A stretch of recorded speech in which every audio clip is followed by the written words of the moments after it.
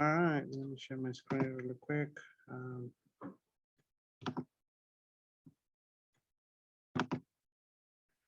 All right, everyone, thank you for making it today. And, sorry for the confusion. As I said earlier, we create the event for today.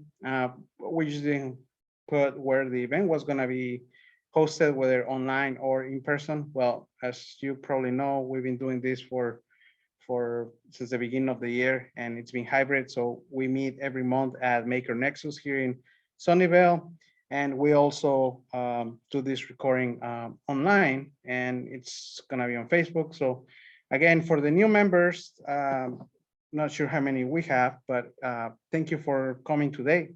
It's awesome to have you here for uh, the upcoming, the ones that keep coming. Thank you for the support. We appreciate it.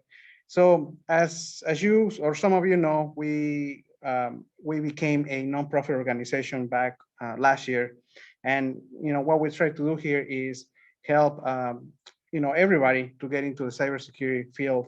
But we try also to focus on veterans and underrepresented communities because I think that's they need the help the most. But again, if you don't know, if you just want to get into cybersecurity field, please let us, please join us, and we'll help you to get there. The page we're reorganizing, but if you scroll all the way to the right, there is a donate page that still needs to be worked on. But basically, you can donate. You can donate money, and that's tax deductible. However, we're not only are in need of help, we're also in need of spreading the word, telling your boss who we are.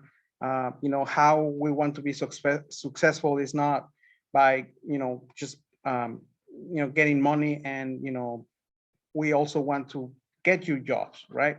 We want to make sure that by you coming here, you're gonna get out of something, right? As I always mention, we have good use cases or good experiences on people who has come and attend the meetings. They have got jobs in the industry because sometimes the managers are here and they present and stuff like that. I was one of them a few years ago, and that's the reason why I believe in this, and I think everybody should if you want to help, that's another way. Just spread the word, tell your bosses who we are, what we do, and let them come, because maybe that's how you're gonna get your next coworker or whatever. Let me move this out of the way. Oops, sorry.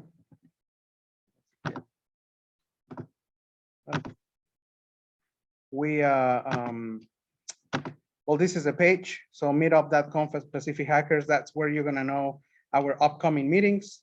So as you know, next month we're gonna be at RSA with helping with the dark arts sandbox. So 8, 9, and 10th, we're gonna be there. We have a full schedule. In fact, let me pull it out. We actually just posted the schedule this week. So if you go to darkarts.io, and then you'll go to events.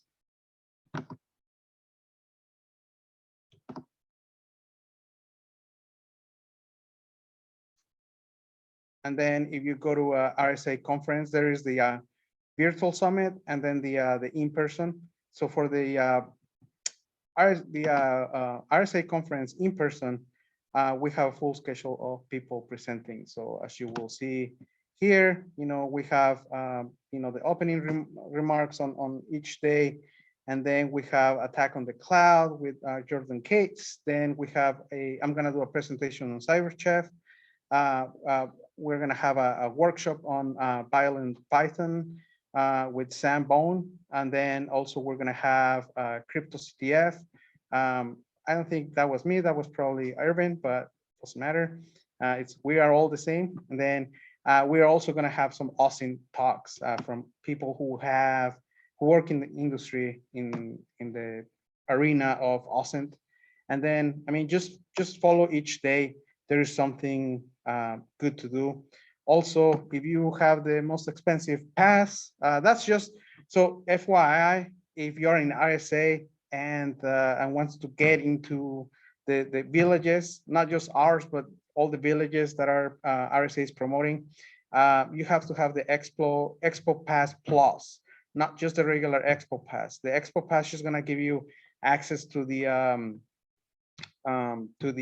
hallway, or not the hallway, the hall, where all the vendors are, and then you can get your T-shirts.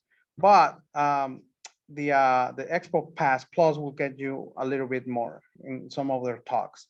And so yeah, but if you have the most expensive pass, which is like $2,000, then you get to attend any of these two classes. You know, I don't think we have the link directs to those places, but anyways, Rod, Irvin, myself are going to be helping Joseph, who is the creator of Dark Arts, and you know, he's going to be teaching a class on web application hacking. And Rod, Irvin, and myself, we're going to be on Tuesday teaching a class on, you know, how to do a capture, how to play a capture the flag. Obviously, you know, for some of our members, this is a new, this is obviously very beginner, but as you probably know, RSA, it's very, you know, executive, you know, oriented, not really techie. So what we're trying to do is basically teach those executives on how to play CTFs and why CTFs are important and stuff like that. So we're bringing that up, and yeah, so a lot of good things are coming.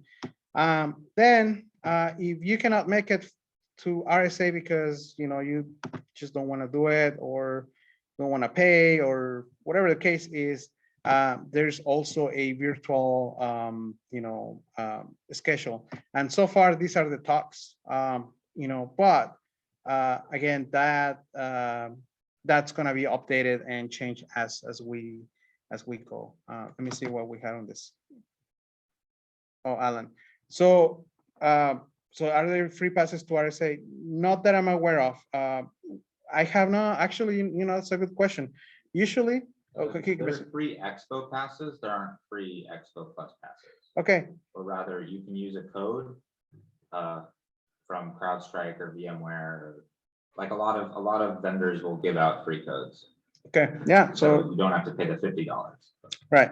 So yeah. So just like I hope everybody here SAC. So yeah. So the codes, regardless of who you get it from, will get it. You'll get the Expo Pass, but you will not get the that's not gonna get you to the sandboxes. Right. Just kind of like as an FYI, okay? So but yeah, so regardless, even if you are if you want to get in for free, you're not gonna get to see us, but you're more than welcome to see, you know, RSA, especially if it's your first time. And Will, you know, again, welcome, you know, to the meeting. Again, these are the talks for the RSA for our Dark Arts Village on those days. So and just keep it. It's gonna keep getting updated as we're getting closer to those days. So anything can change. So yeah. With that, let me. So today we only announced one talk, but obviously, if you were here last time, we talked about you know, let me go back to the previous talk that we had last month. Let me see here. Past events. Give me a second. Speaking of which, everyone who were able to make it last week on Friday to the OWASP Pacific Hackers event, you know, it was a great event. Let me see. I think I have pictures from that event. Give me a second. Let me see here.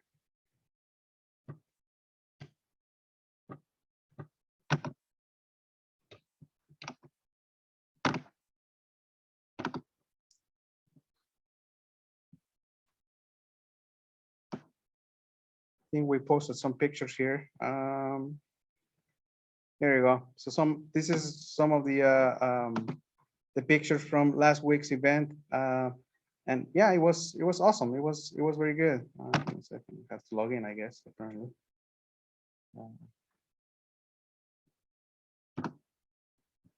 Yeah, actually, this guy is the same guy that is going to be here today, or is actually here today. So again, thank you, Zach, for helping us. And yeah, so I was talking last month's event. We talk about the Wi-Fi security workshop. It lasted for 3 hours. We have not posted on YouTube, which reminds me, if you want to see our previous talks, just go to youtube.com/Pacific Hackers. We upload all our events over there. So again, if you're missing one of our events, majority of them are being recorded. Maybe there's some exceptions, but yeah. So anyways, so follow up on that event from last month, the Wi-Fi security workshop. I was gonna show you, just like do a quick demo on the how you can protect yourself on when you're trying to implement Wi-Fi, right? And there's many solutions. Some of them are free, some of them are you have to pay. But I'm just gonna show you. So as you probably know, I work for a security company called Fortinet, and I make the company makes security products, and one of them is wireless access points, and we make wireless and firewalls and basically the whole 9 yards. So today I'm just gonna give you just kind of like a pick up from where we left off last time, because it took 3 hours to go through the whole thing. So so today I'm just gonna give you a quick overview on the firewall, how it looks, and how you can protect yourself. Okay, so let me change my view here.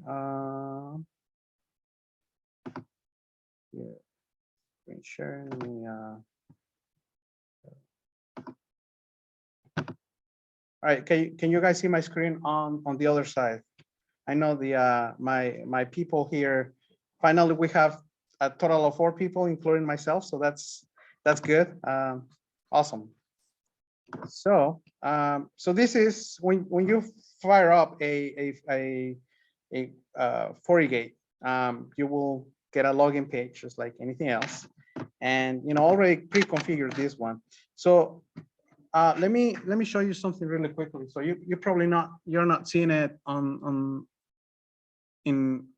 but if you can look it up in here, these are the FortiGates I was talking about. So the one on the left, the one on this side, this is the Forti Wi-Fi 30E. It's an older model, but it works great. It's a firewall and it's wireless. So it's almost like what you buy in the store, but it's obviously powerful, right? Because you can put a bunch of stuff. The one on the right, it's a wireless access point that obviously it doesn't work by itself. You have to basically connect it to a FortiGate to manage it, or any other solution. And then it's the model is 433F, 40AP 433F, and has antennas. I didn't put the antennas because I wanted to make it more mobile. But I'm going to show you how it works and how can you protect yourself using this type of devices. So give me a second here. Let me log in here.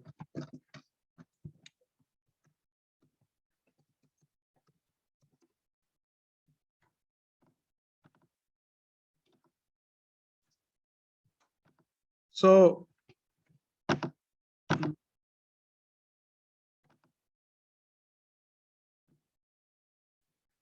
if you've never seen a FortiGate before, it's a full and it's a commercial and commercial grade firewall, right? This is what small businesses are gonna use to protect themselves. And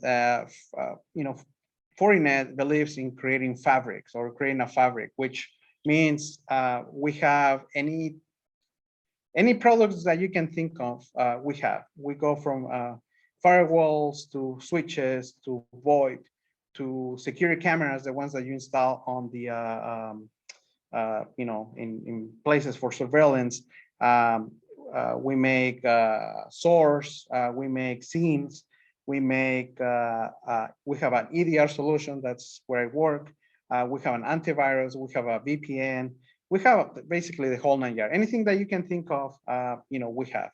So the goal of Fortinet is obviously have all these products and that they can talk to themselves, and and that's how you're going to secure it from one device, right? So to make it easier for for our customers. So this is basically gives you a quick overview of about your environment, how many devices you have, is it compliant, like if it's subscribed to our also threat intel subscription, which is FortiGuard Labs, and stuff like that. And from there you have a lot of stuff you can do. The bigger the firewall, the most options are going to have. So again, I'm just gonna give you a quick overview.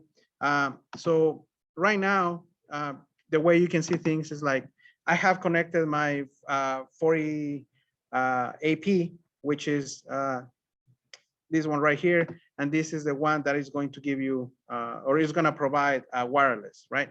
I don't have anything configured yet, but that's where I'm going to show you how to do it, in an easy and faster way.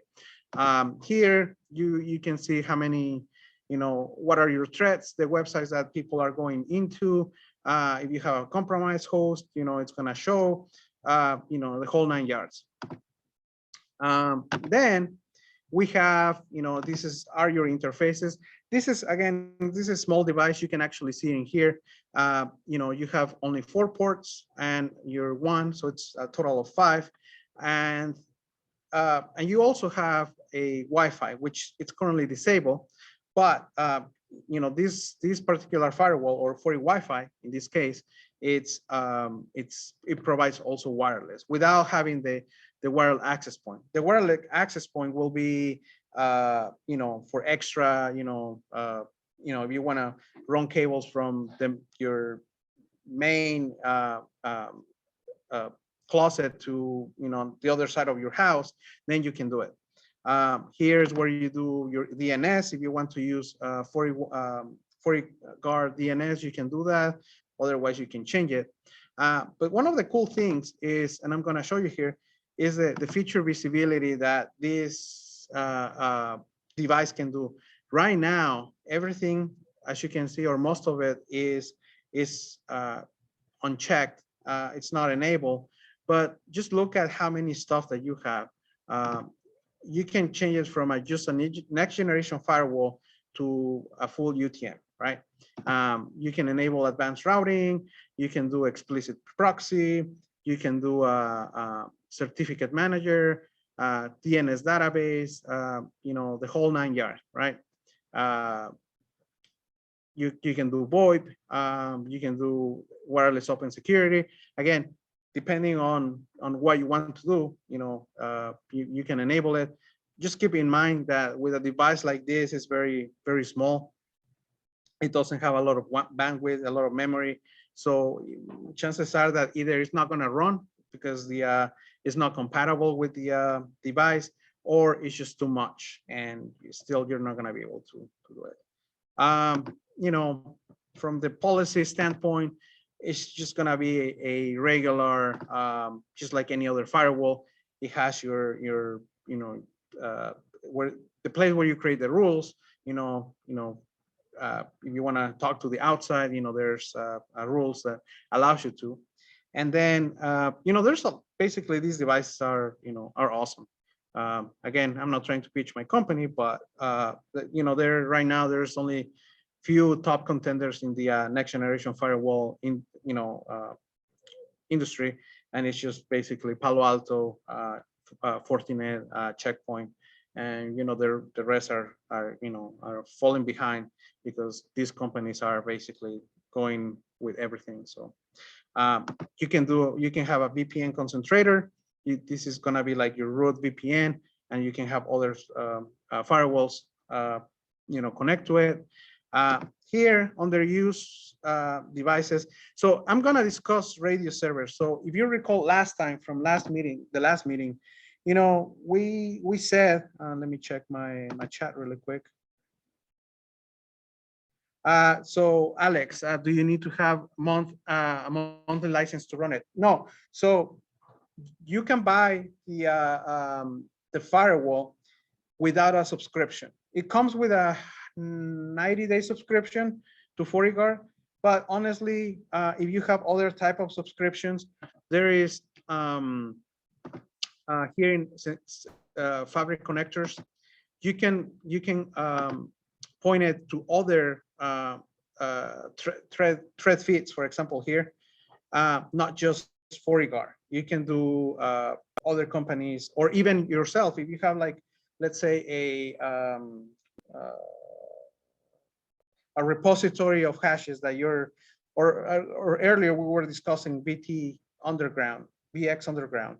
If you have a repository from them, obviously you're going to have the hashes. So again, you can just get a list, and that is going to be keep updated, and you can have it here. So you don't have to have a subscription for it, although you're not going to get the latest and greatest from Fortinet. That's the only difference. And then the other question is, so what will the target be for this size small business, maybe 12 users? This firewall will be perfect because, again, it only has 4 ports, which technically it's not that those 4 ports are going to go to an end user. It will probably go to a Forti switch or any other switch that talks to switch language, whatever that's called. Now, just VLANs. You can you create VLANs on the FortiGate, and then use those same VLANs if you're using like Cisco routers. Switches or HP switches and stuff like that. So yeah, these small devices are great. So anything below 800 are great for small businesses. This is like the smallest that we have, and also it's an old device. We just released new FortiGates like in the last week or so, who are basically their purpose is still a small medium businesses, but they have other capabilities. It really depends what you want. So, but anything below 100 is basically what you're looking for. At my house, I have a FortiGate 80E, and it's obviously has more memory, has like a 12 ports, has a lot of stuff that you can do. But anyways, that's how you do it. Since I'm here, I'm gonna actually point a few things here.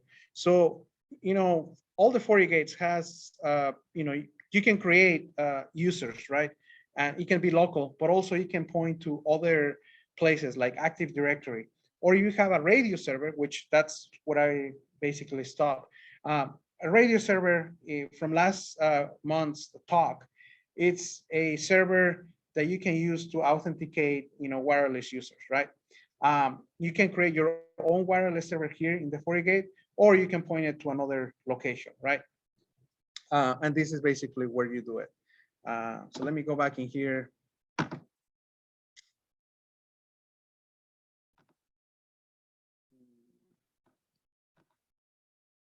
Here under user devices, you create your users, you create your groups.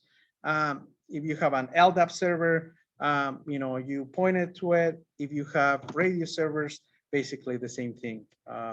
You can create a whole, just point it to another one, or you can use the ones that are you define on the users here.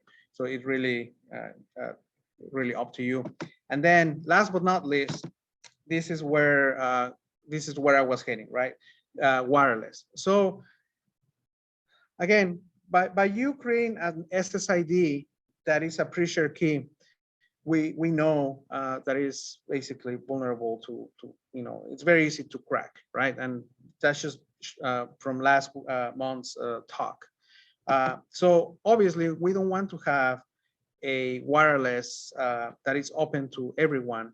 right? So we want to have something that your users are going to be somehow authenticated. So there's to prevent basically, wireless attacks. A good way to do it, and that's what I'm going to show you, is having a device like this. So first of all, let me introduce you to the 40AP 433F. This is a device that, again, it's just a wireless access point, but it has different functions. So if you go to like the profiles, for example, and I'm going to edit the profiles, you can specify how each of the radios, because we have 3 radios, and I'll show you here, how each of the radios, which band you want them to run on. Like this one, radio 1, you want it to run on the, just on 802.11g or N. You can just specify that. You can change what channels you want it to use. You can change the power, or how much power you're producing, those antennas are going to be producing, which means, I know we discussed it last time, by reducing the power, meaning it's not going to broadcast the signal. That's a preventive way of doing it. That doesn't mean it's just going to be successful, because we can make a homegrown antenna that, basically I can get access from one building to another. And we discussed it last time. Again, I'm just, touching on what we mentioned last time.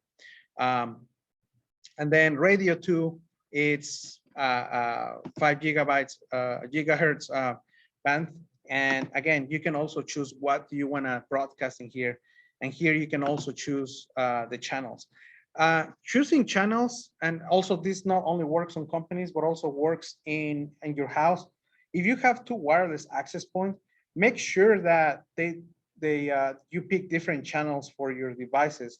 Otherwise, if you use the same, there's going to be a collision, and eventually, instead of getting good signal, you're not gonna have good signal. So again, and then the third one, it's basically a dedicated monitor wireless. So you're probably wondering, and why do I need a monitor wireless? Well, it's actually, there's some good cases. I'll actually give you tell you in a scenario one that happened. So we long time ago, we have to let go an engineer who was doing something bad in the company, and we obviously had a record of his devices, that he basically brought from home, and like cell phone, stuff like that.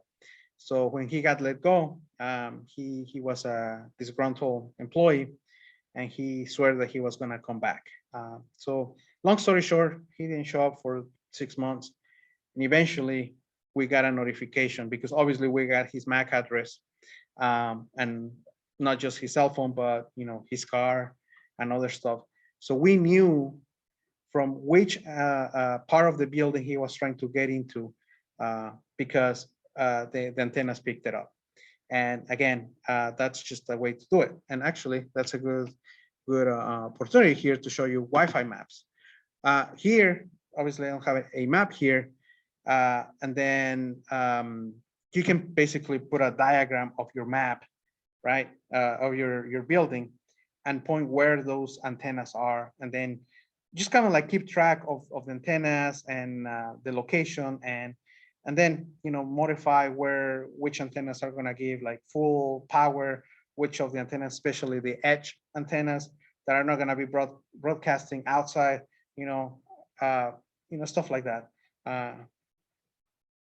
Oh yeah, so question. So he was let go, and 6 months later he tried to rent. Yeah, because again, I don't know what was his intentions, but when he left, because he wasn't let go in a nice way, I guess. He started talking trash, and long story short, again, he tried to come back to do something. At that point, we knew who he was, how he did it, and we actually just call the police and say, and then we have other, monitoring, surveillance cameras and stuff like that, that was able to pick up, see the location. So that's why I know SOC eventually is going to talk about, IT and SOC and stuff like that. But that's why you must have a SOC, especially, well, depending where you're protecting, right?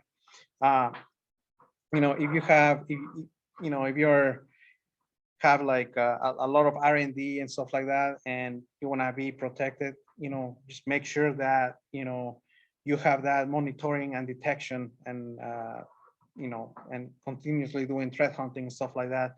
So you avoid this type of attacks, right? So just like that particular scenario, again, we were able to be proactive in the sense that our monitor, our access point was in monitoring mode, detected something that probably we will not be able to do until maybe something happens. So this is just an example of how a 40AP or any other 40AP which has monitoring capabilities be able to do it, not just on the wireless attacks, but also for physical security. So in your house, we can come up with different cases, right? But obviously, will be whoever's doing work driving, right? The people who are just trying to steal, credentials and stuff like that, or getting to wireless access points, by driving. They if you have a weak password, they might be successful. But what happens if you have some type of monitoring at your house, which you can. Again, it's easy. You don't need to have a $1,000 product to help you. There's a lot of open source ways to do it. Again, I'm not going to spend a lot. There's a lot to explain about 40 APs, 40 Wi-Fi's, 40 gate in general. But this, hopefully this opens your mind regarding how can you protect yourself from wireless attacks.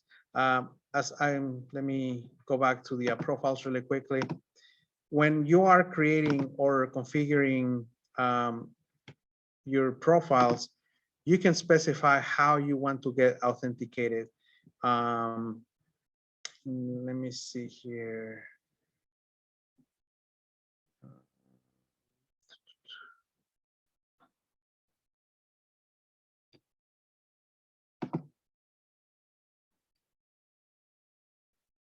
Let's see. I think it's this one. Yeah, when you create a SSID, you basically set your IP address range, so that this is where network segmentation comes in. If you use one, let's say your guest network talk to just one, that subnet is going to talk to some subnets, but not all of them. This is where you set it. So you set that, and also you said how your name is going to be and what type of security mode. So we know that WPA2, WPA3, or at least WPA2, it's good, but then you want more than that, right? So that's why you need to have some bigger protection. And having a radio server, it's a way to do it. So if you pick, for example, W2 Enterprise, then it gives you the option to add a radio server. If it's already pre-configured, it's going to show in here. Unfortunately, I don't have it.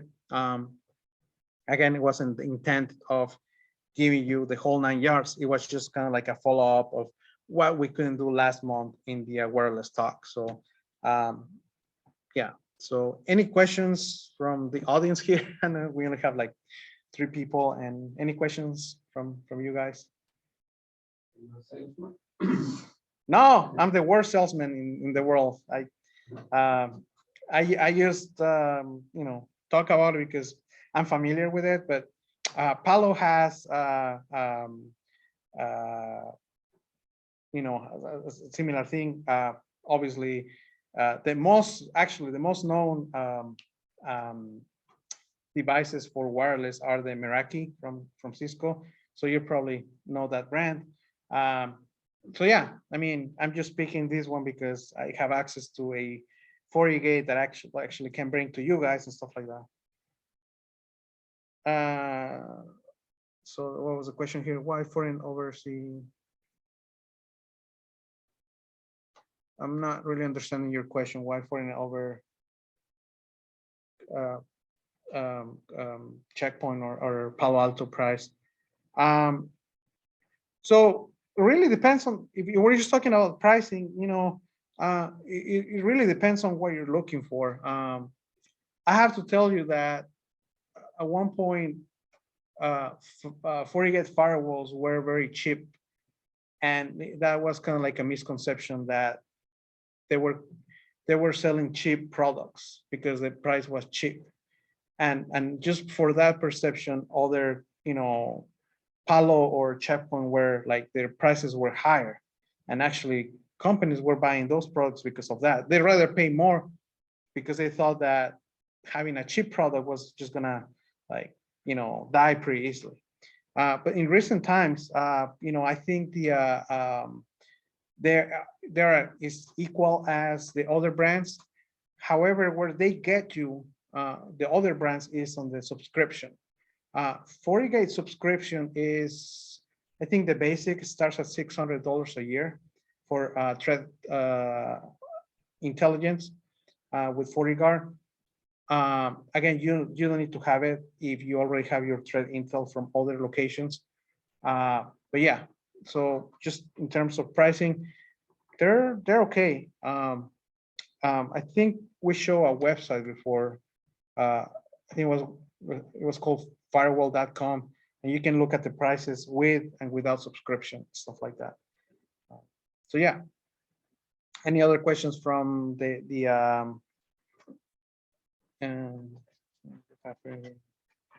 yeah.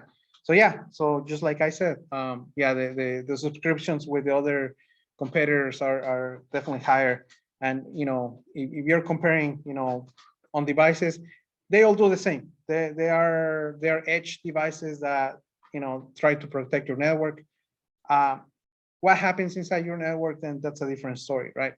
But overall, Checkpoint, 40 or Palo Alto, you can really go wrong with any of those. Again, I wish I can be a more salesperson so I can make you buy 40 gates, but I'm not a salesperson. One, two, I'm not that type of person anyway. So, anyways, any other questions here from the audience? No. Okay. All right, so with that, I'm gonna conclude my talk. Again, it wasn't really a presentation or anything like that. It was just from last time's talk that we had on wireless security and wireless hacking. If you make it, good. I have not posted the video. We will soon. We've been very busy with the RSA stuff. So with that, let's do a transition here with Zach, and he's gonna be next. So thank you, everyone. So give us a second here.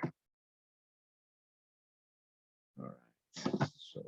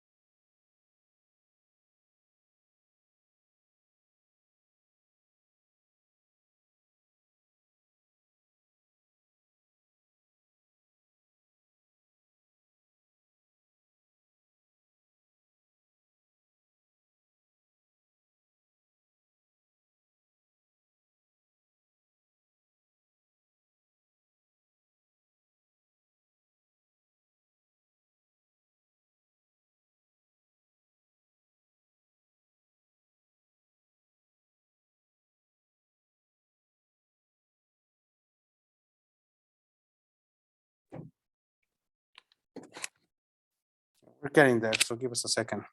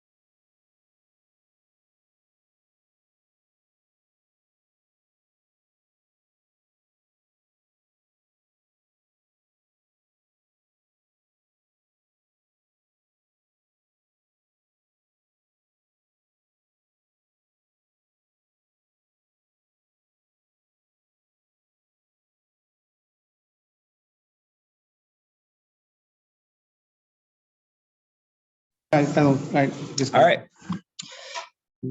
All right, let me open chat. I'm muted, yes.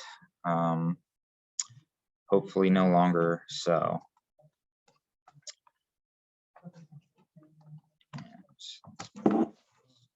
Here. Okay. So this is a talk that I wanted to give based on my own experience getting into cybersecurity and all the things that I didn't know, basically, and all the things that I've learned. So this isn't an exhaustive list of acronyms by any means, because we never run out. But this is SOC IT to me, Security Operations Center, information technology to me. So one would think that getting a bachelor's, master's in computer science, I would hear any of the terms that you know, we use every day, but turns out not really. And it's really hard to have that conversation with anyone when you just don't speak the same language. So this is the alphabet soup. So let's go. So here's just some random stuff to get some coverage. You know, multi-factor authentication. I feel most people have experience with. VPNs. Maybe you don't know exactly how they work, but you've definitely heard of it. VPNs. You know, everything, all your data is sent through an encrypted tunnel, so that no one supposedly can see what you're transmitting or decipher it if they get a hold of it. But unless there's a deep packet inspection, which various services provide, or inline SSL inspection is another term for that. So it's basically to detect things at the application layer. So maybe you know, the coffee shop you're working in, people can't snoop and see what you're doing, but you know, the IT team will probably want some level of inspection ability. So you can block certain things, like, you know, if you're going to banking websites or whatnot, but there's all these services that provide this, namely the next generation firewalls and secure access service edges. So what are these things? So secure access service edge, SASE, was defined by Gartner in 2019 in a white paper as the future of cybersecurity. And I do believe that's true because the traditional castle and moat architecture of traditional corporate networks, of everyone on the inside is good. There's another term for that, DMZ, the demilitarized zone on the inside. Everyone's good, and everyone outside the firewall, outside the moat, castle, is bad. And with the cloud and remote work and basically, you know, there's all kinds of things that we can do to try and create, make it seem like everyone's on the same network in multiple office locations, like wide area networks, WAN, or SD-WAN, software-defined wide area networks. But SASE basically has all of this integrated, so you don't have to look in a lot of different places, and it's basically one place to configure a lot of elements. So what next generation firewall is just the new version. Like the old is basically like, we open up a hole, you can connect in with this sort of protocol like SSH or SMB, more acronyms, of course, but and if someone's bad, we block them. We put their IP on a block list, but that's not very, that doesn't scale that well, and it doesn't have like, you know, deep understanding of the connections that are going on. So that's just a part of the new wave. Zero trust is just what they call the secure access service edge protocol, or the not protocol, but the idea that SASE is implementing is zero trust, where there's a software-defined perimeter that provides access to a corporate network and corporate resources on a case-by-case basis, instead of just trusting you once you get inside the network, like with the VPN. The remote workforce, basically with SASE and zero trust, you can basically say everyone is remote, treat everyone as remote, and only allow access to the things that you want to allow access to, instead of role-based. Well, it involves role-based access control, but anyway, so let's just move. So what is, to the meat of this that I actually have the experience with, is a operations center. So what is an operations center? So there's a lot of different ones. Like one example is a network operations center. It's just a central location where IT teams can continuously monitor the performance and health of a network. So one would think operations center, that makes a lot of sense. This is the center where all these operations are being conducted. For a security operations center, this is a central location or team within an organization that is responsible for monitoring, assessing, remediating, and preventing security issues. So one would think networking issues, is that part of that? Like, it's very based on the organizational decisions that a company makes, is who owns these different responsibilities. So there are all of these terms, but they're not necessarily going to be the exact same thing company to company.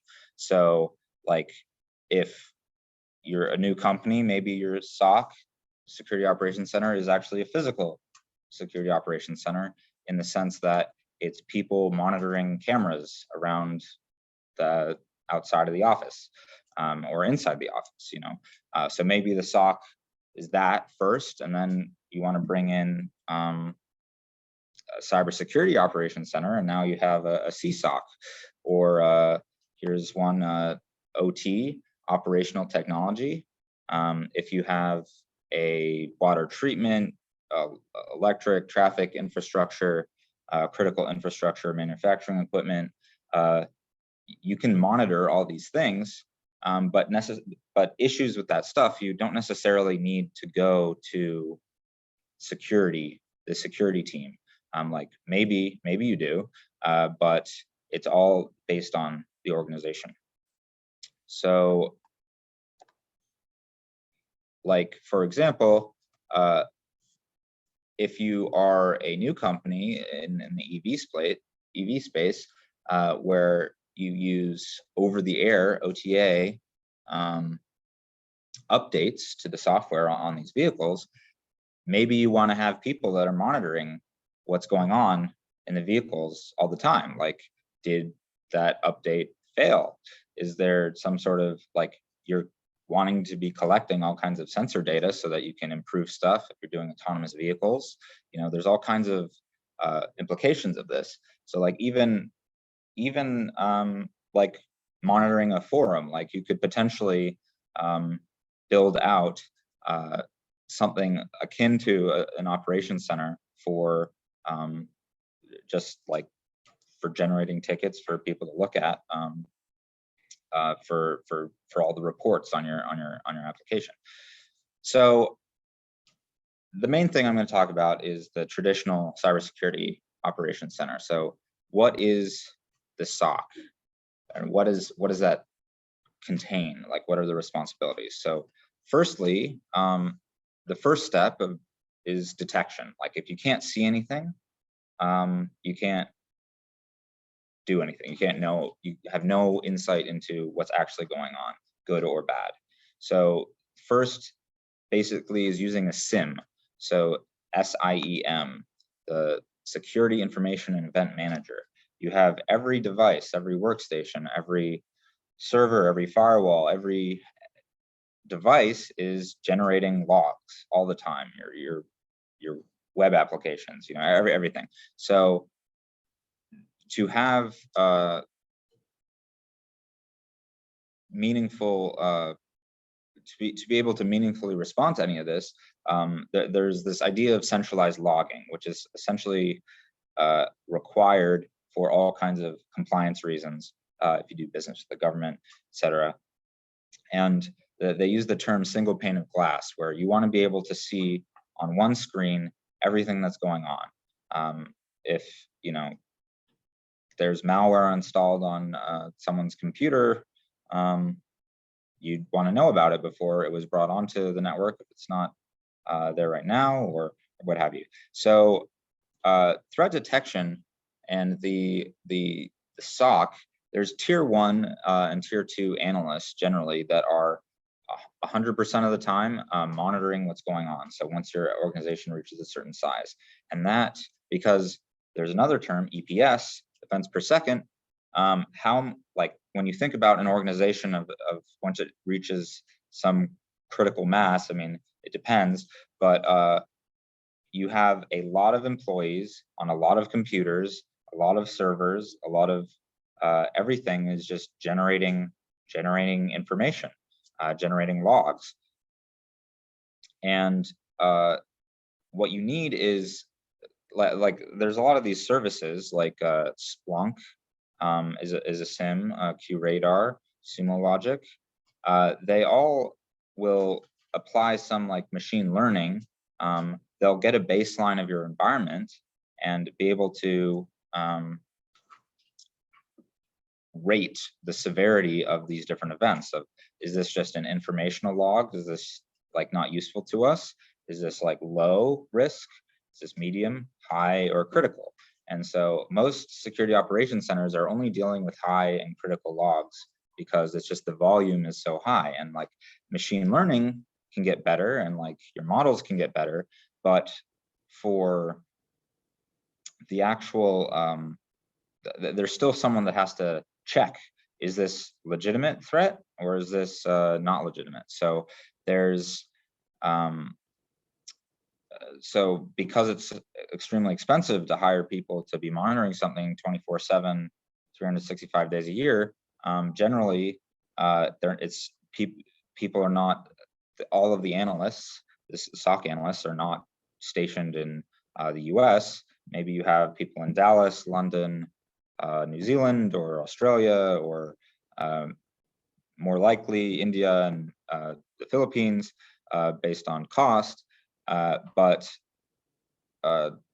you know, there's only, it scales in the way that like there's only, it takes a certain amount of time for analysts to actually resolve and remediate an issue if they find a problem. So this comes to like a very hot term these days, SOAR, security orchestration, automation, and response, where you can automate the response to these issues. So if there's a phishing email reported today, you take certain actions to resolve it. But if there's another one tomorrow, are you going to take different steps, or are you going to do essentially the same thing? And the answer is you're going to do essentially the same thing. So maybe it takes, you know, 10 specific actions to validate, and then you have a choice of if this is legitimate or not. You know, have a branching decision. But what you can do with automation is take out a lot of the steps that an analyst has to do. So maybe handling a phishing email and taking it out of the environment, you can take that down from 30 minutes to resolve to 5 minutes, or so you can quantify your impact with these automations, because as it stands today, threat detection, or TDR, threat detection and response, is the sort of model for how we deal with security events. So SOAR is very popular right now, and I would say if anyone has any programming experience and they want to get into cybersecurity, trying to become a SOAR engineer is a very direct way in with your previously existing skill set. And SOAR will just integrate with all these different platforms, your SIEM and all of your different, authentication, identity, and whatnot. And you can suspend accounts, you can create new accounts, you can get information from all these places, and then create a PDF for that the analyst just has to draw a check mark on. There's so much money being spent on this monitoring constantly. Anything you can do to increase the number of alerts that analysts can look at per day, and anything you can do to reduce the amount of time each analyst has to spend on an alert is like very valuable. So moving on to actual threat response. So this is what you do when you recognize something as legitimate. So an analyst can handle certain things, like if you draw out a playbook for each of the different events that can happen, depending on the level, analysts can resolve a lot of these things. And if you go up the ranks of analyst, you can become like a tier 3 analyst, and the stuff that can't be resolved by 1 is escalated to 2 to try and resolve, and if they can't do it or validate, they escalate it to 3. And that's like, this is an incident for someone on site. Someone might get a call in the middle of the night for this is like something legitimate that we need to address now. There's a hacker in the network, data is currently being exfiltrated, etc. So there's pre-authorized actions, PAA, that certain analysts can do, like potentially isolate a host, delete a file, but it really depends on the organization. Like the Cybersecurity Operations Center isn't the IT help desk. Like how embedded is IT and the SOC? Like, is it, do you have to, after you get a ticket as a tier 3 analyst, do you have to create another ticket for help desk to actually do this action because you have no ability to actually remediate?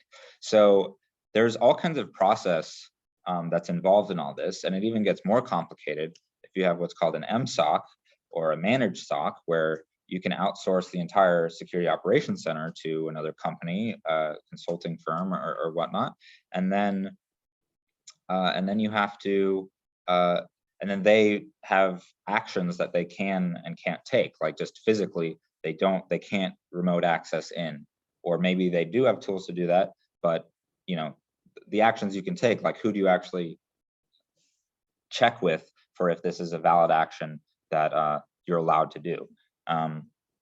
So there's all kinds of things like that, like service level agreements, SLAs, that define like what you can actually do if it's an MSOC. But there's other things like this. Managed service providers will provide like help operate IT systems, and most people are happy now to offload their email client and storage to a third party. Like most organizations are pretty much on Windows, and they're happy to use Microsoft Outlook or Office 365, but like Oracle for a long time had their own email client still, even with this stuff, and it's only in the last few years that they've actually transitioned away from using that because they didn't want to pay a competitor. But you can use a managed service provider to do things for you. But for security operations, you call that an MSSP instead of an MSP, a managed security service provider, security as a service. But if you see here, threat detection, threat response, threat hunting, MSSPs kind of stop around the middle of the threat response box. Like they'll tell you when stuff is wrong, but they potentially aren't able to remediate that much stuff. Like with these pre-authorized actions, what they can actually do. It all depends on your contract. I don't want to paint with a broad brush, but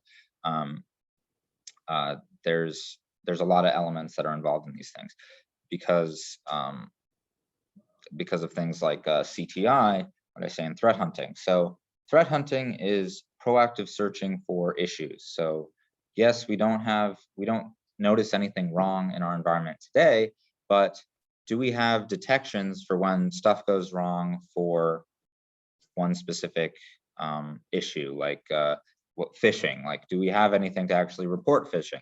Like, do we have any visibility for when people get those emails? Like, you can have like a service like Mimecast that will like all the emails will go through that, and Mimecast can hold on to stuff and they'll keep track of signatures and whatnot, and basically have additional information that you don't have about emails in a much wider group of organizations.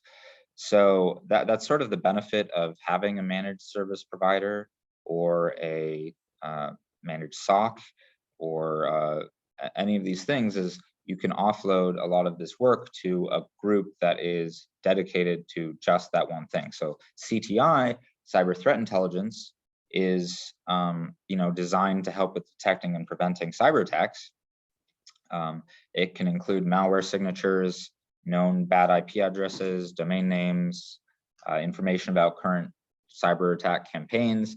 Like all of that stuff is good to know, but maybe you have one guy in house that can do that for your company, but like there's like, you can sort of, if there's a company or a vendor that's dedicated to doing that, like, CrowdStrike provides all kinds of detections out of the box with like Falcon, that like, you can still write your own, but they have people that are dedicated, and your environment, they can just upload like, here's 1,000 detections for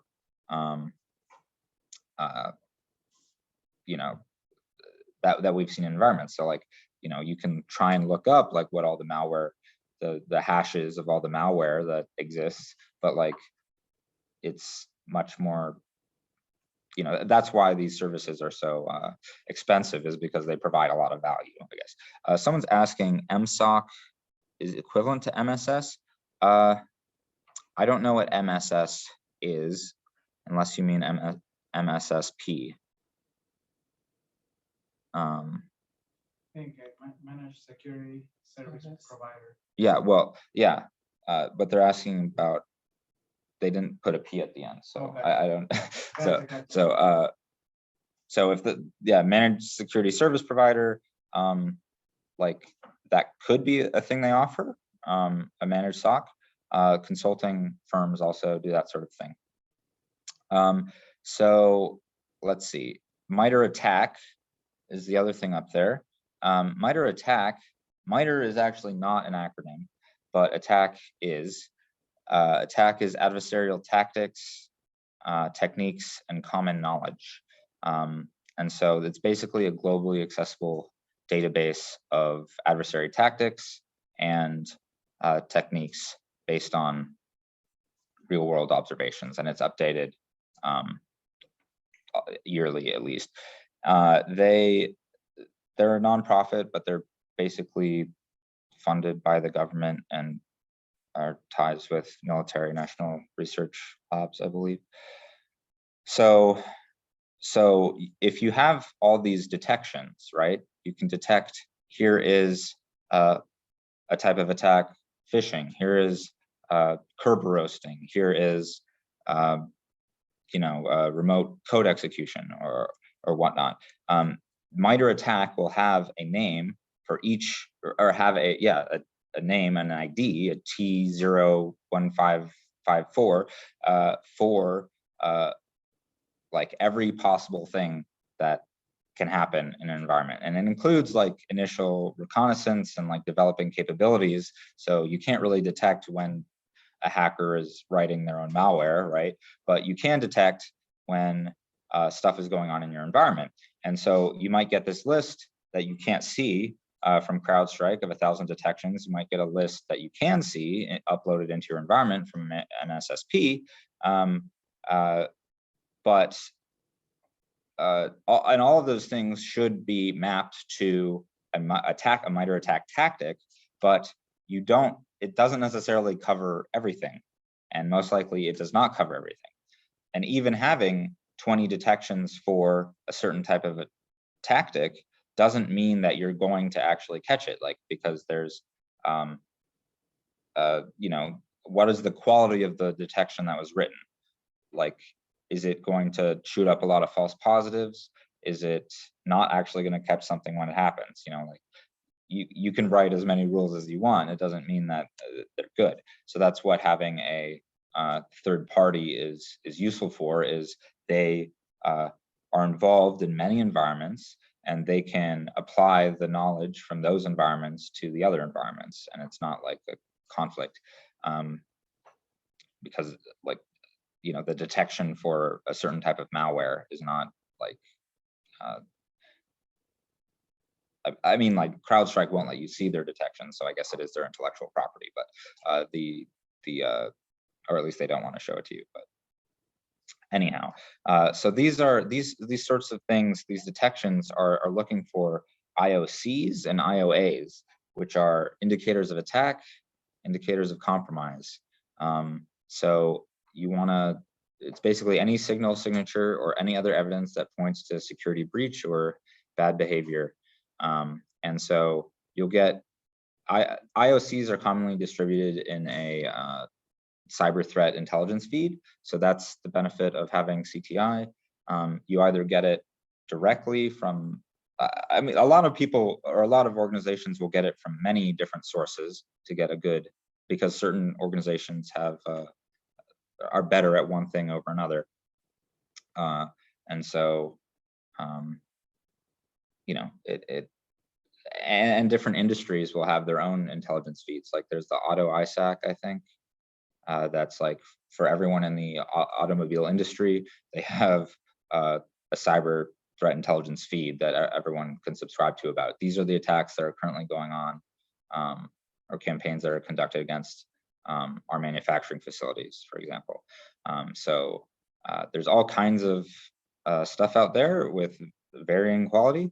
And so it's sort of, but the idea of threat hunting is, if you know this sort of attack is going on, let's check our environment and see, do we have detections for that? One, and if not, well, even if so, let's just check and see, is there evidence of these attacks that threat intelligence has told us about? Alternatively, and then you can also ask, hey, can you write detections for these specific attacks, because we weren't detecting them. The other element is, so you can visualize, there's a tool called MITRE Navigator where you can visualize the MITRE attack matrix. Here's the entire list of all of the possible attacks, and like ways of initial access, and intelligence gathering, etc. And let's see, what coverage do we have? So you can take all these rules that are mapped to tactics and strip them out. I've written scripts to do this, and basically you can create a visualization of what tactics do we have rules that cover detections, and what tactics do we not. And so you can get a pretty much current state right now in our organization. This is what we can what we think we can detect, and this is what we have no detections for. And so you can conduct a threat hunt on those things that you don't have detections for, because you would have no way of knowing otherwise if something was going on there. So this can, like, that kind of visualization is very useful for strategy, cyber transformation of like, what direction should we take? What kind of detections need to be written, and what sort of stuff should the team be doing? Anyway, so let's keep going. So IR, incident response. One would think that would be always responsibility of the Security Operations Center, but that's not actually always true. So if it's a managed Security Operations Center or MSSP is running the stuff, you don't necessarily have access to the environment, right? Like I said, like IT help desk might need to take certain actions. Like if this is a virtual SOC that's like everyone's online, like you don't actually need people sitting in the office looking at these the logs, because you know, it's all in a single location. You can in the cloud, like you can just access it from anywhere. So that's why you can have analysts in India or New Zealand. But because of these pre-authorized actions, there's only certain things that they can actually do, and you might need to email people that actually are sitting in the office building, like, hey, you need to go unplug this server, or in the data center, or what have you, is like, we need to shut this thing off, but you don't have access to do it. So so a lot of times IR is a part of it, a part of the SOC, but it's potentially out of scope. So let's just get into what IR actually is. So there's basically four phases according to NIST, another acronym, which is the National Institute of Standards and Technology, and it's technically part of the U.S. Department of Commerce. And NIST is extremely well known because it has a cybersecurity framework, risk management framework, NIST 853 control guidance, you know, all kinds of things that are required if you that are guidelines by the government to promote U.S. innovation and industrial competitiveness by advancing measurement science, standards, and technologies in ways that enhance economic security and improve our quality of life. But they can just be used as guidelines for how you build your cybersecurity policy. So detection and analysis after preparation, containment, eradication, recovery, and then post-incident activity, which is like, what can we do better? How can we make this process faster? How could we prevent this from happening again, essentially? So who does it if it's not the SOC? Potentially it's the SOC, but there's also all these other terms. So for like internal IR teams, and you can also have external IR teams come in and like do all the analysis. There's a lot of money in that. But the CSIRT stands for Computer Security Incident Response Team, which is a concrete organizational entity that is assigned the responsibility of coordinating and supporting the response to a computer security event or incident. CERT is Computer Emergency Response or Readiness Team. They're basically interchangeable. There's also there's other names for this stuff, but if you light fireworks out behind the bank and everyone rushes out, like, what is going on? Or like light a fire in a garbage can or whatever, you can just walk in the front door. You know, like that's sort of the implication is like, we need security events and incidents dealt with constantly. Like the analysts need to continue looking at the events because there's events coming in every minute, you know. So you need to have these people remediating other issues. I mean, maybe there's a fire going on, but the normal operations can't cease when there's a big event. So having they might get drafted for certain tasks, but that's the idea of having a incident response coordinator, or in the network operations center, they'll call it a incident commander. Basically, the person that's like in charge of resolving this and has the authority to tell people what to do when stuff needs to get done immediately. So, but there's other things going on in IT security other than these elements. There's related, but we have data loss prevention, which is an element of some of these things. Like it can be worked into various technologies, but like detecting, like these detections, are we seeing you know, files that are a certain size going out? Are we seeing files sent out on a very regular basis? We see, you know, one detection I thought of is like someone sending like vacation photos to their work account and then like sending them back. Why would they do that? And you can see, oh, these files changed in size, or one of these files changed in size. They've hidden, you know, that you can use steganography and hide information inside of like a bunch of text or documents that you're trying to exfiltrate. But a lot of people aren't that you know, over the top and insider threat. Like, you know, like one organization wanted me to do like some sort of sentiment analysis on users' emails that were leaving the company, to see are they happy, do they like the company, would they potentially be would they potentially steal data? And it's like, okay, like we could do that, but we don't have a USB policy, so like they can just download everything they want on a USB, and we have no visibility into that. So we should probably deal with other things first before we, you know, do this all kinds of, I mean, something that I don't think is appropriate anyway. But user behavior analytics, this is sort of that. It's getting a baseline of how users behave. All of a sudden, someone in finance is running a bunch of PowerShell scripts. Why are they using PowerShell when they've never used PowerShell before? I mean, PowerShell is already probably going to trigger certain detections.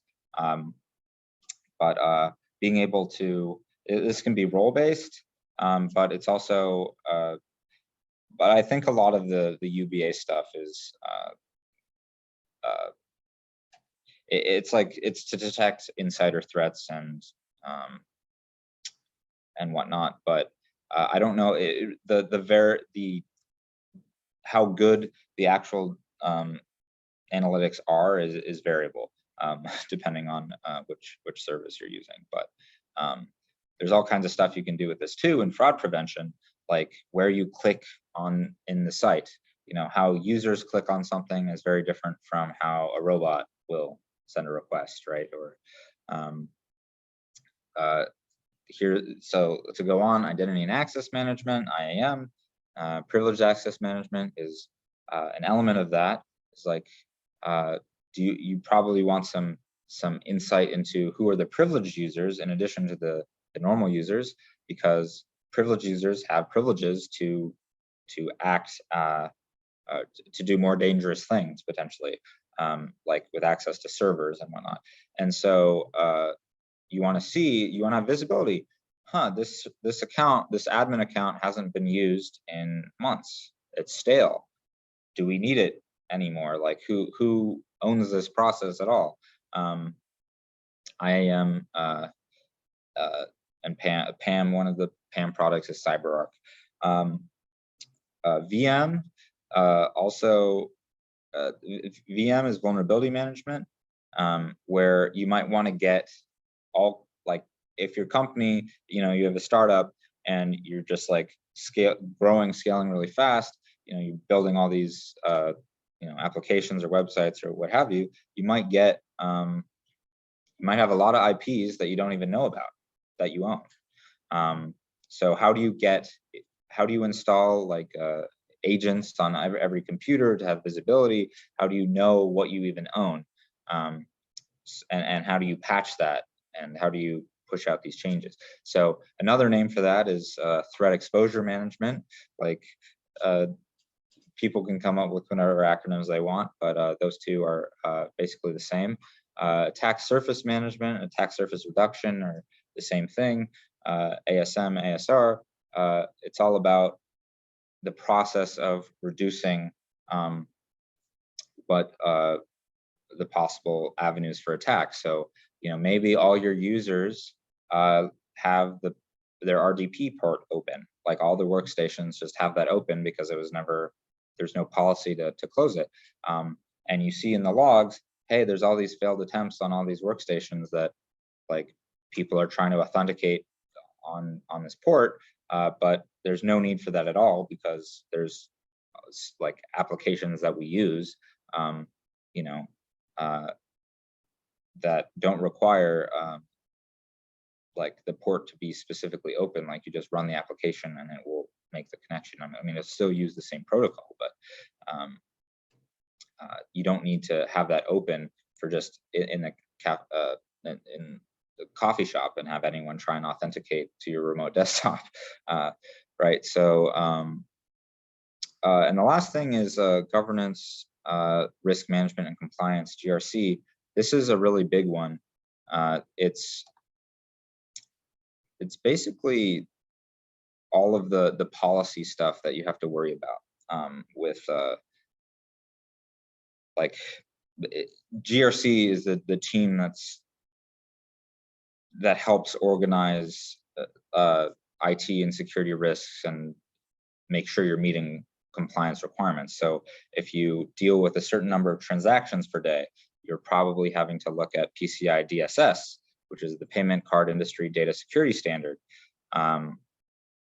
So, that they're accepting, processing, storing, or transmitting credit card info securely. And one of the things for that is if you manage payments on your web app or what have you, people will use a third party like Stripe, because why take on the risk yourself to develop your own payment processing thing and like store credit card information or whatnot when there's people that are dedicated to doing those things. So you may as well just use another service, but people are compromised all the time. So whether it's you or supply chain or one of your managed service providers, it's all a gamble. But then there's HIPAA, the Health Insurance Portability and Accountability Act.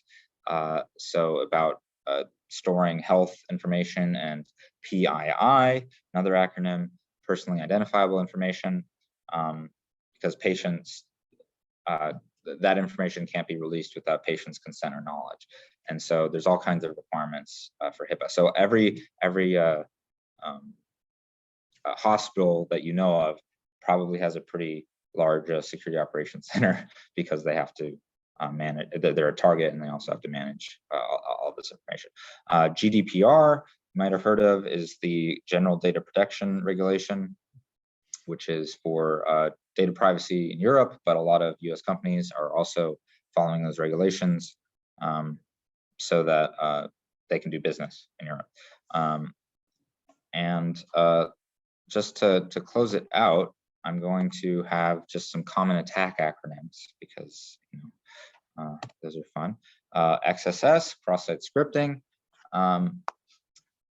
stored or reflected user input. When it's unsanitized, the browser can execute code on the client's behalf. Then we have XSRF, cross-site request forgery. I guess is this technically an acronym if you use X for cross? I don't know. It might have a specific term. But this is pretending to be another user, stealing session tokens, that sort of thing. Exploits users' trust in a website. XSRF leverages browsers' trust with a site. XML or XXE, this is a nested acronym.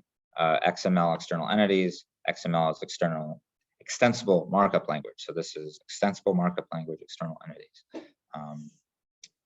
And this can lead to remote code execution, denial of service, or information disclosure, which I will get into in just a second. RCE is more of an attack outcome than an attack itself, I guess, that you're able to execute arbitrary code on a host remotely.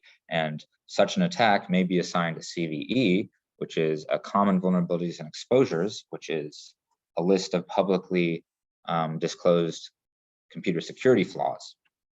And if you want software security flaws, you can go to CWE, which is the common weakness enumeration, which is a category for a category system for hardware and software weaknesses and vulnerabilities.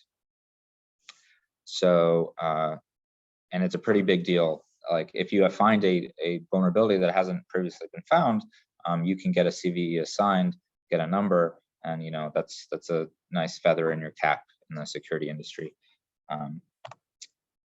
And you can also get them by being an analyst and seeing on the front line, right, and seeing the impact of a exploit that's previously never been seen. So maybe your network is being exploited by a new Outlook vulnerability or something, and you can reverse engineer it or figure out what happened and then potentially get a CVE to your name because the APT, the Advanced Persistent Threat team, the Advanced Persistent Threat, like the hacker group that is attacking you with this previously not before seen exploit, isn't going to necessarily claim it with their name and get a CVE assigned just for for infamy or whatever. But anyway, lastly is DDoS or DOS, distributed denial of service or denial of service. This isn't an attack as much as the outcome of like a tool you're running. There are many ways to go about it, but it's generally just bombing a target with a lot of it's like going to a sandwich shop and ordering a sandwich and then walking away and then getting your friend to do that, and then like you just all of a sudden there's all these sandwiches being made that there's no one to pick them up, and then all the actual users the actual people that want to get one are blocked from actually using it, getting it. So that's my talk. If you have any questions, I would love to hear them.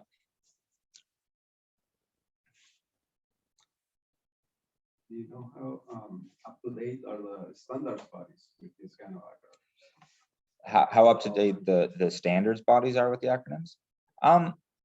They're up to date with the acronyms, but there's all kinds of names that like companies will have for stuff that won't necessarily like I said with if you are doing like the OT stuff and the operational technology, and it's like a over the air, or it's a vehicle, like you could have a vehicle SOC, right, and then call that VSOC, and it's like that acronym didn't exist until like right now, right, or like until the Tesla might have a VSOC, I don't know, but there's terms like certain people that I've talked to that work at like national laboratories doing cyber exploitation engineering research, like they're not happy with NIST. They think it's behind the times, because they're on the front line developing the new thing, right? So like people will say that the standards for like critical infrastructure, industrial control systems are not very good. They're not really up to date. Like I interviewed once at industrial control systems consulting firm, and they were taking down the network like they were drawing network diagrams on paper. They didn't know what devices they had.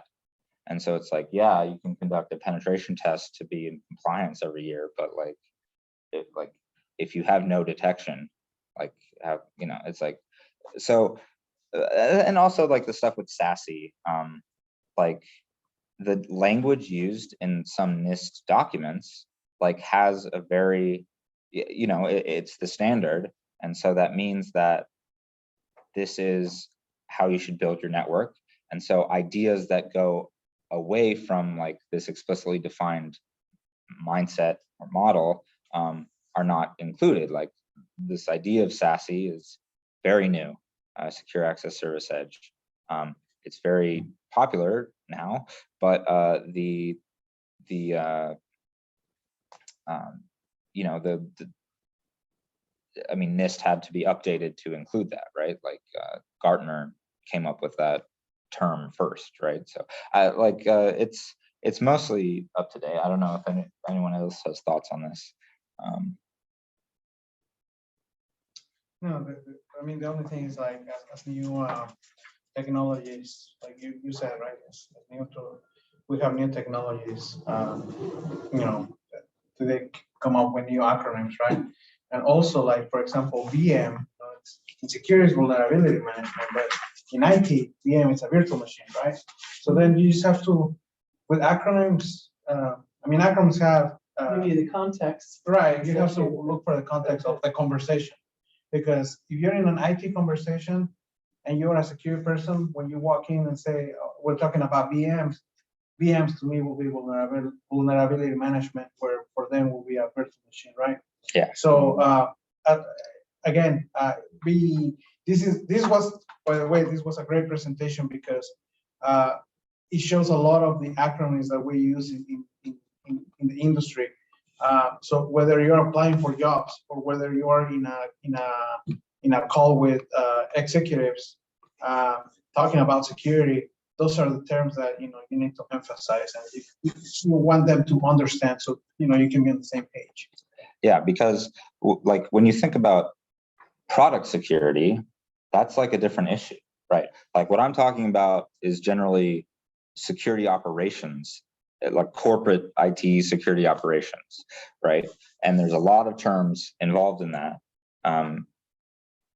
But like, there's, if you're going into a web application security environment, like none of the, like, maybe this is relevant, like if the alerts get piped into your alert, like centralized logging infrastructure, but the, I guess like why this was interesting for me was I had no idea, right, about any of these things. I didn't know what a SOC was. I hadn't heard of SIEM. I hadn't heard of SOAR. I hadn't heard of any of this stuff in my 6 years in college doing computery things. And, I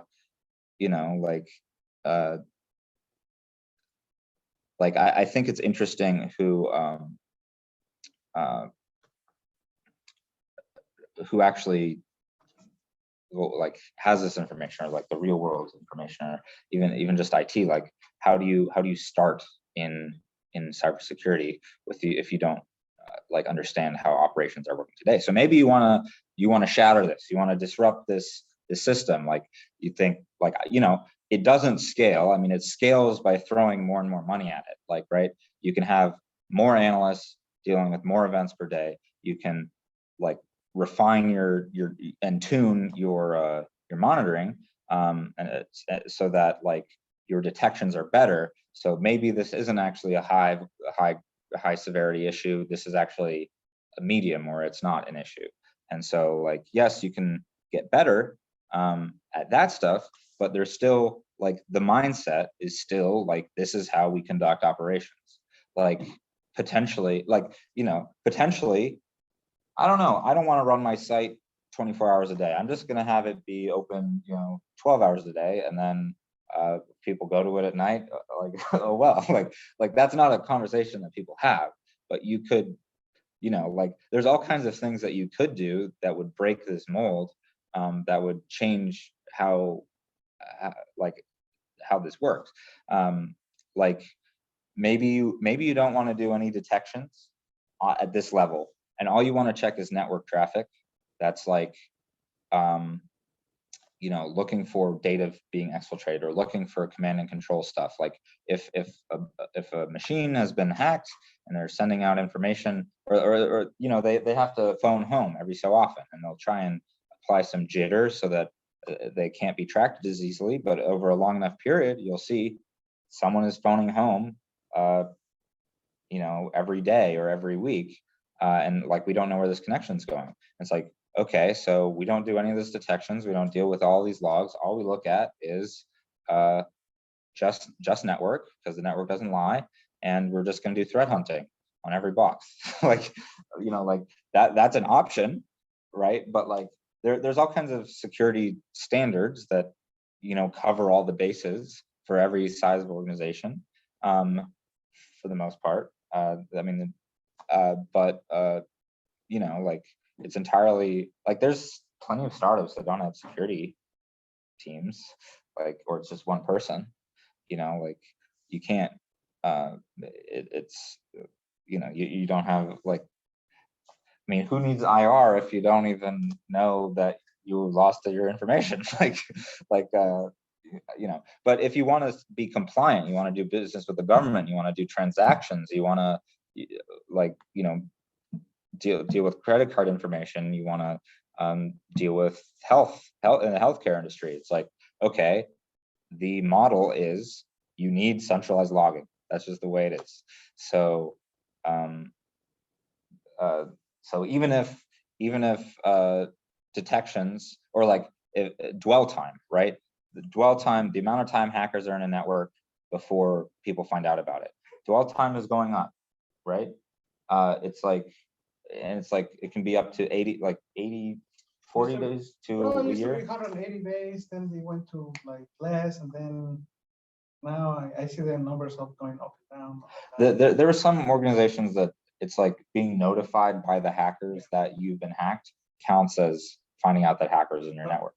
So yeah, the dwell time of someone who doesn't have any type of managed services like managed SOC or MSSP or anything like that, it could be up to 180 days or more, definitely. Yeah. But if you have proactive services, you know, like managed SOCs and stuff like that, you know, you can be alerted, like if not in minutes or hours, it could go up to like, you know, as far as like 40 days, 30 days, or something like that. You know, it really depends on what is the managed service doing, and what technology you're using, right? Yeah, because like it's based on your detections. Like maybe you didn't detect them coming in, maybe you didn't detect them scanning the network, which you probably should have, but and switch, like pivoting and getting into other computers, but then and like getting the data, accessing the database. But as soon as they try and exfiltrate it and send it out, maybe you detect that, right? So like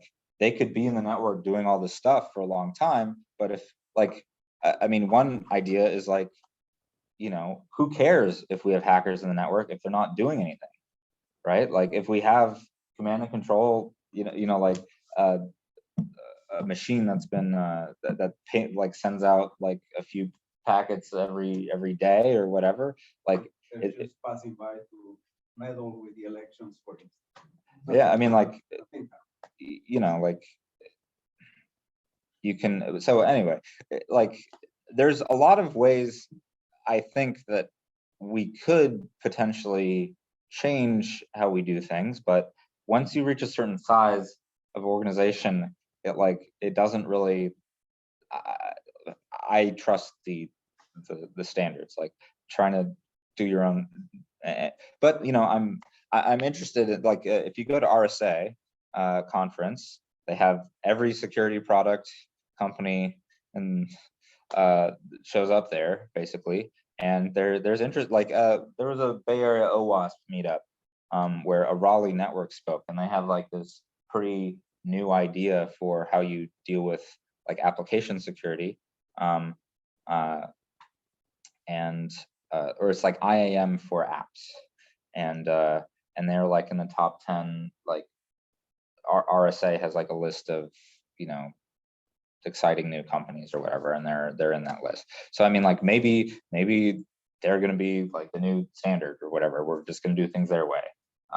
But you know, in all likelihood, like this is what has been working for the most part, and is most quantifiable and like But this is not really static, right? Some of the SASE Right.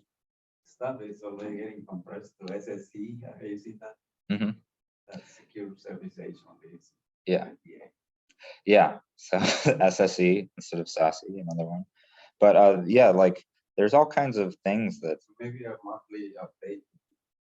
Yeah. Well, there's like there was a slide, and I don't have that presentation, but they had like a company, a vendor for each of the different types of like zero trust things you can have at like every different layer. And so like Zscaler or I think TwinGate is a startup that does it too, but and Netscope has it, and I'm not fully up to date on all of the vendors, but the like a lot of that stuff is sold as like a replacement for VPN, so like that's just one part of this entire infrastructure. Like why companies like have a keep acquiring other security things is, or why security companies or just tech companies acquire all these security things like Fortinet, is to have a product for every single part of security, so that you don't have to buy 100 products, which is still the case, that you have tens of products. But anyway, there's a couple people that asked some questions in chat. So is the implication that more acronyms you have implemented, the more mature the org? I wouldn't say explicitly that. I would say like there's a couple ways of looking at that, I guess. Like there are standards that are acronyms, like OWASP ASVS is their application security vulnerability standard, I believe, which is like a testable way of seeing is your web application secure? Do you meet all these things? Then there's like things that are more organizational changes. So like, yes, there's a lot of acronyms like OWASP SAM. It's like over like this 3-year period, like how many of these elements have you implemented into your secure development lifecycle, or what have you. So it's not necessarily how many acronyms you have, because like, right, like how many SOCs you need, like how many, like, but hitting up having identity and access management,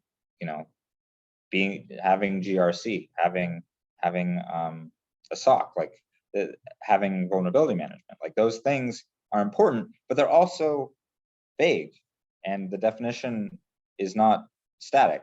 So the some are more static than others, but it's not necessarily that the more acronyms you have, the better you are, because anyway. So are my slides available? I could make them available. You'll share it to us and we'll put it. Yeah. And do you have any go-to resources you would recommend for someone who's starting out on their journey in security? Well, acronyms wise, I've already covered that, but the I guess the answer to that is like, what do you want to do in security? Right. I think that's the most important question that everybody who wants to cross-train to this field is, what do you see yourself doing, right? Do you see yourself being a blue teamer? Then there's a lot of resources for that.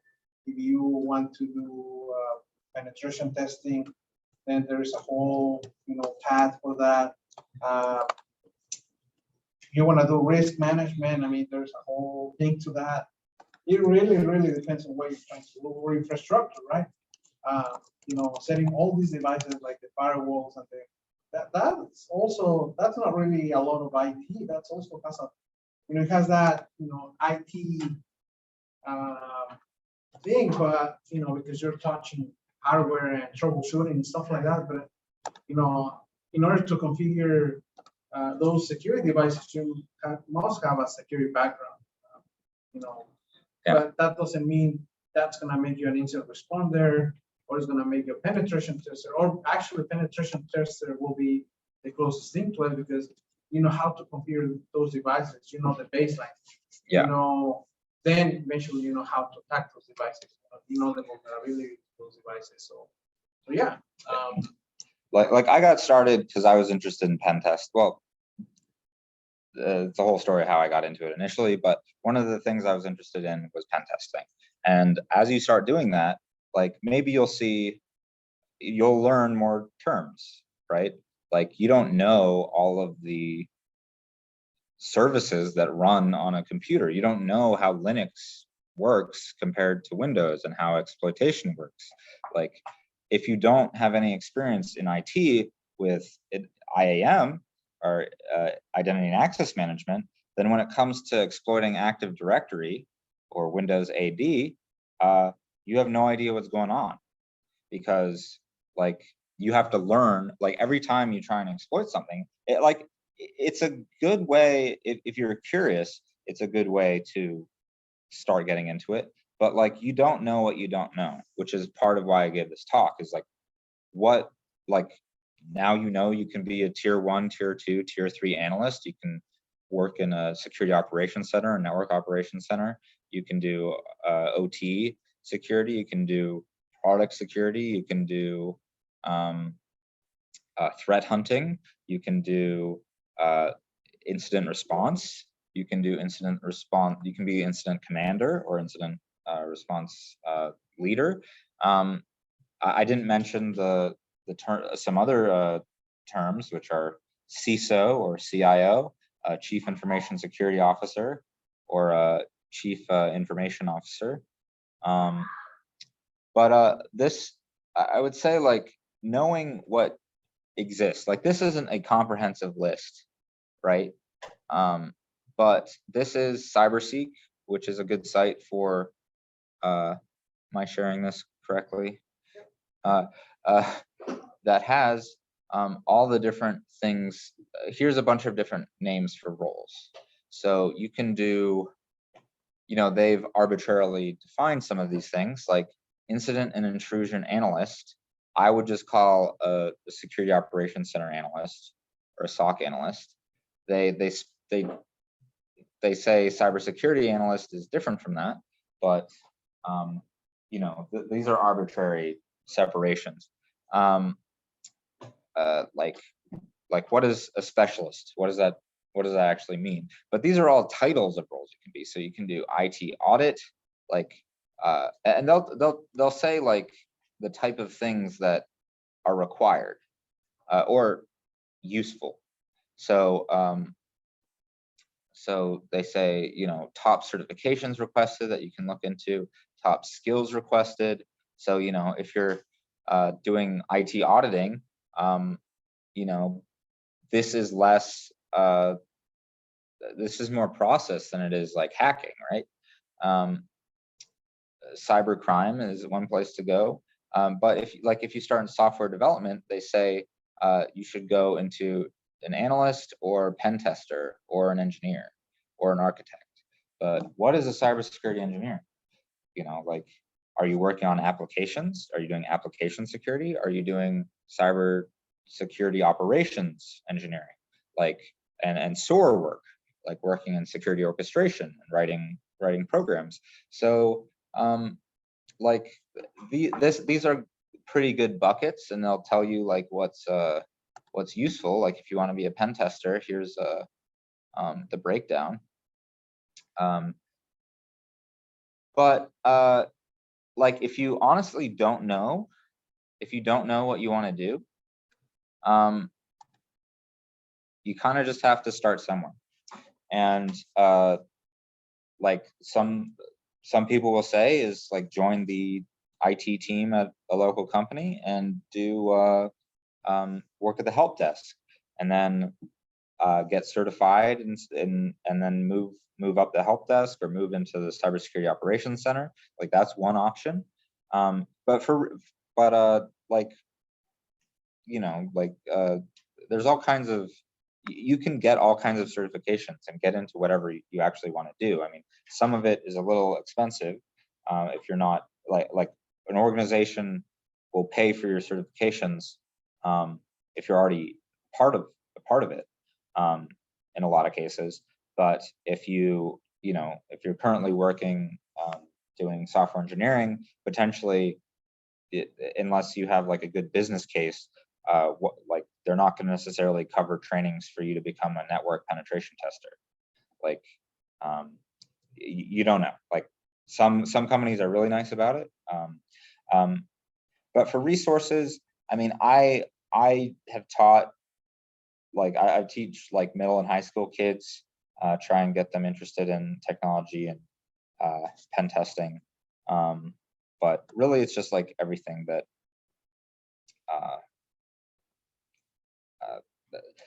like it's just creating the mindset of like knowing how to approach these problems. Like everything is already on the internet, right? Like there's plenty of resources for things that exist already. So the like being able to like, but like being able to, you want to do a thing, being able to read the manual for the tools that the internet has pointed you to use, and like try and do this like that's like why I think software engineering is a good place to start too, is just like dealing with maybe frustration initially, but just like having the mindset of like you can't know everything, right? With security especially, you can't protect against things that no one knows exist except the bad guys, right? Like, but the principles of one thing are similar. So maybe you start with pen testing on tryhackme.com. Like you learn Linux and Bash commands, and you learn PowerShell, and you just get your hands on all these projects. Well, anyway, there's a lot of stuff you can do. So it's really hard for me to say like one place is the best.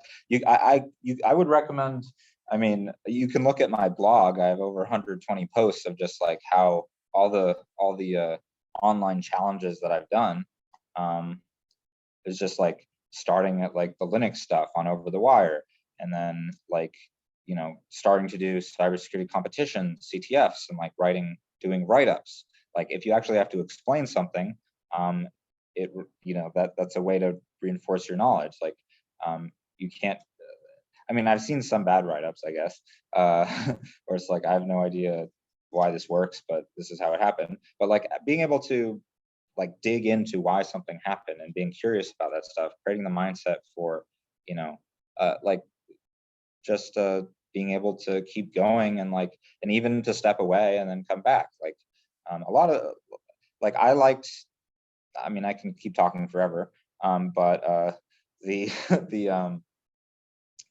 doing pen testing, like you might try and hack something hosted on a CMS, content management service, like WordPress, or there's all kinds of like individually created ones that you host as well that are open source, or Squarespace or whatever. But the principles for hacking them are the same, even if the systems are different. And so you sort of get an image for how this might apply somewhere else. Maybe the terms are different in application security from, or web, group to group, but the principles of like access, there's the CIA triad, like confidentiality, integrity, what's the third one? Availability. I mean, authentication, like what parts of these processes can you actually intercept things? Like what are the ways like information moves? So like,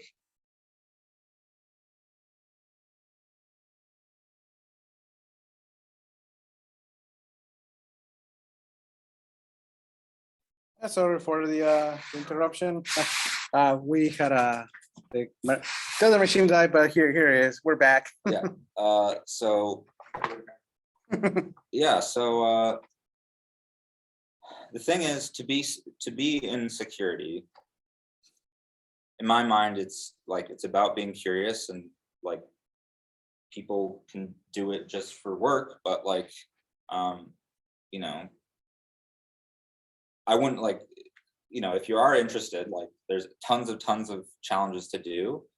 You just got to find like what sort of thing you like doing. Like it's very okay if what you like doing is process, like organizational change management or something.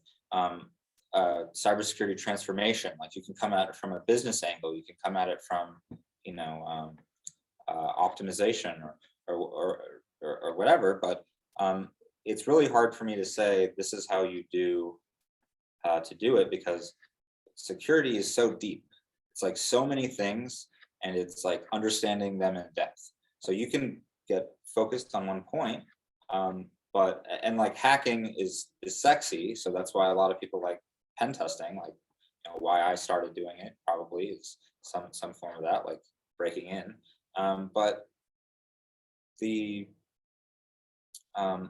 But it's also like if you don't like having the IT background and like actually building like a Windows Active Directory environment in virtual machines, that kind of VMs, like how like sniffing the packets, seeing how these machines actually communicate, and like understanding you have like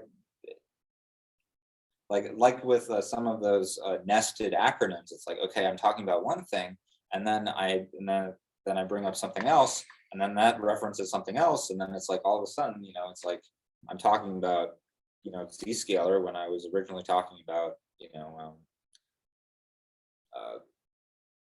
deep packet inspection or whatever it was. But like all I say is it's hard to rush it, but if you do like it, you can get it, right? It's like it's all about if you put in the effort, you can do any of these roles, right? Yeah. It's just the biggest issue is not knowing what you don't know, in my mind, and so that's the genesis of this talk. Is even like you can SOC analyst, maybe you don't want to be a level 1 SOC analyst forever, but like that's a great way to start, right? Or help desk, it's like you're dealing with physical systems many more hours a day than you would otherwise. Like you can, even myself, who like I spent like years like doing these cyber challenges and writing all these blog posts, it's hard to maintain a cadence of doing all these challenges while you have another job. But I mean, like it's just a thing that you have to dedicate yourself to doing. There's certifications that you can get, like Security Plus, or even just study for it, that will cover like a lot of this and like information about how we think about security, and that's like the requirement to get a job doing cyber for the government. It's like having Sec Plus, I believe. It's is all you need. Like you don't have to have college education. All you need is one certification. So that's one direction you can take. If you actually know what you want to do, there's more specific resources to pick for pen testing or for any of these things. But everything is connected, and so you have to just pull the thread, and just keep just stay curious. Yep, that's the way to do it. Any other questions from you guys here in the room? Recently. Hey, maybe a follow-up presentation. I was thinking that do some of the open source tools and how they fit into this different. I actually did that already. But you know what? It's probably a good time to do it again, because this presentation was a long time ago, and it was also about creating open source. No, one it was what a secure operation center was, and the other a follow-up one was how to create your well, what an secure operation center is, all the infrastructure that requires, and a lot of acronyms, just like he showed.